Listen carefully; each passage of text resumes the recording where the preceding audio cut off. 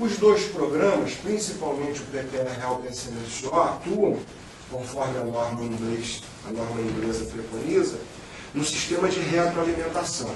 Esse verifica quem está doente, informa para aquele ir lá e atuar.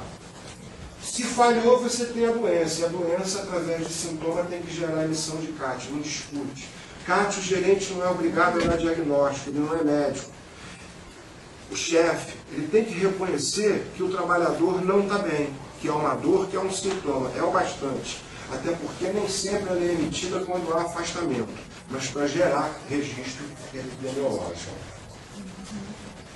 Importante, não vamos falar de admissional, periódico, né? Existem algumas coisas acontecendo, por exemplo, como no caso do risco 2, a distância de tempo retrógrada para a rescisão é 135 dias, muitos bancos fazem exames com os seus funcionários com uma periodicidade muito curta. Gastam até muito dinheiro com isso, podendo fazer de ano em ano para bancários com idade inferior a 18, que não há quase, e acima de 45, ou bienal para quem tiver idade nesse intervalo. Mas porque isso os exime de, numa eventual rescisão, ter de fazer um demissional, deixando de oportunizar ao bancário um diagnóstico tempestivo de LER, que poderia, de repente, estar lhe gerando uma estabilidade. Mas isso é uma briga de vocês com Brasília. Acho que a Confederação dos Bancários deveria fazer rever essa norma, entendeu? E impor aos bancos que, independentemente da periodicidade, ele tem que fazer o demissional. Mas nós não podemos escrever isso lá, é tripartite. Aí vocês aqui têm que nos ajudar. É muito importante que vocês façam suas queixas quando forem examinados, porque muitas das vezes o colega médico bota lá, não tem risco. Como é que depois de juntar na tua gaveta centenas de atos atestados escritos sem risco, você vai no fim da carreira reclamar que teve uma DORT? Pode ser até verdade, mas fica prejudicado o nexo administrativo. São 3. Você vai falar deles, eu não vou mergulhar nisso. Outra coisa que não pode é isso que está aí.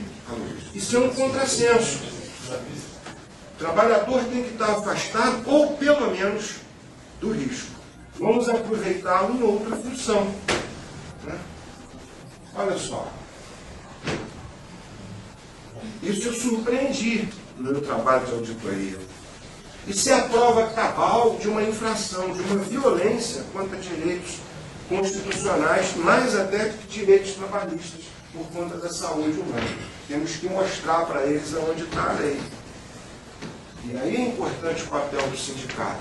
O que eu identifico de muito perigoso na carreira bancária, e fico muito à vontade para falar isso para vocês, porque eu trabalhei no Banesp, no Banco do Brasil, é que o bancário, à medida que ele faz carreira, e isso é uma consequência natural do bancário levantado, ele como que hibridiza o seu perfil, ele começa a deixar de ser bancário para ser banqueiro. Ele começa a representar muito mais o interesse do patrão do que o interesse do coletivo. Isso é muito ruim.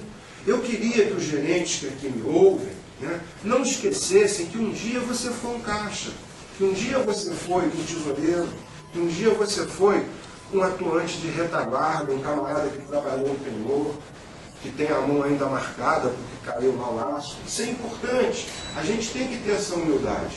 Não é bater de frente com a tua diretoria, mas explicar para ela com elegância. Porque há um limite, né?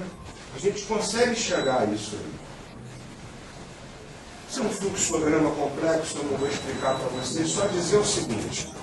A emissão de CAT, segundo as regras legais, ela tem que acontecer quando há alteração do sistema. Não há necessidade, eu repito, de haver incapacidade laborativa. Aliás, é melhor que não haja, porque se a gente esperou a incapacidade se instalar, o fenômeno comunicativo ele não teve valor preventivo, mas apenas de confissão. Isso é óbvio de entender. Outras vantagens da emissão da CAT. Estão todas, isso é importantíssimo para vocês, né? Essa parte aqui. Hein? Se ele dissesse que eu só tenho 5 minutos, eu ia falar disso. O Regulamento Geral da Previdência estabelece determinados parâmetros legais. Né? O privilégio de justiça. Esse é o segundo. O primeiro é o registro epidemiológico, que vai mostrar ao país, ao presidente, aos nossos executivos, que está havendo essa doença. Sensibilizar o governo do país. O segundo é esse aqui, né, o rito sumaríssimo. E a isenção da sucumbência. O Joselito pode dar uma aula sobre isso outro dia, eu não vou avançar. O terceiro é a geração do benefício acidentário. Ele precisa ser deflagrado pela CAT. E o outro é a estabilidade, que começa a contar do fim da percepção do auxílio-doença acidentário, independentemente da percepção do auxílio-doença. São diferentes, você depois explica.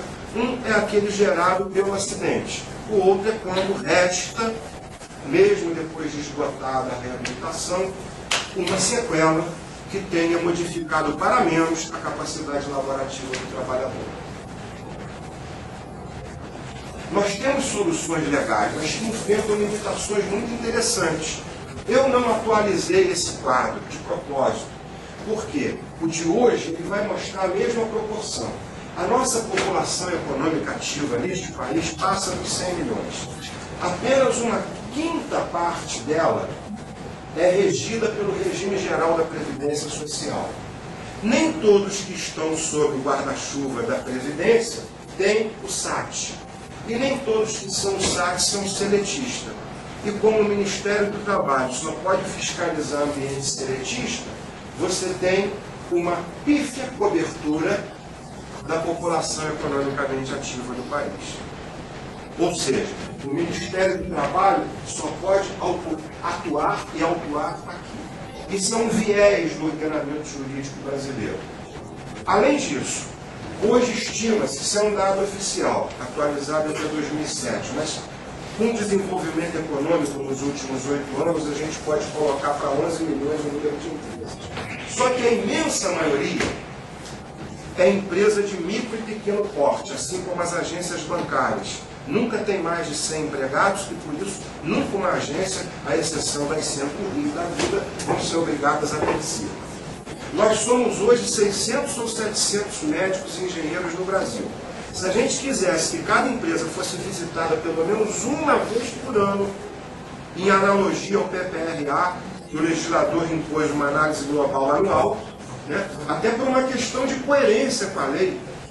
Se a lei prevê que o PPRA deve passar por análise global uma vez por ano, que cada empresa pudesse ser visitada uma vez por ano. Nós teríamos que fiscalizar 7 mil empresas por ano cada um, 580 por mês, ou então nós teríamos que admitir mais 20 mil auditores fiscais. Também é outra coisa que a gente só pode corrigir com a ajuda dos sindicatos, lá em Brasília, no tripartismo.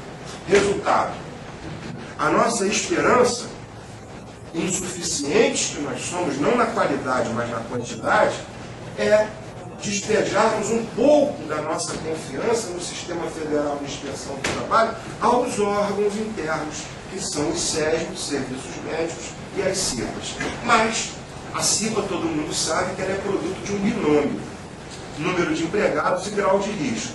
Como quase 98% das empresas brasileiras têm menos de 19 empregados, o que acontece? Quase a totalidade desobrigada de manter séries de CIPA, o que se confirma pela revista CIPA, publicação recente, onde apenas 3% das empresas brasileiras têm serviço de engenharia e e apenas 20% possuem CIPA.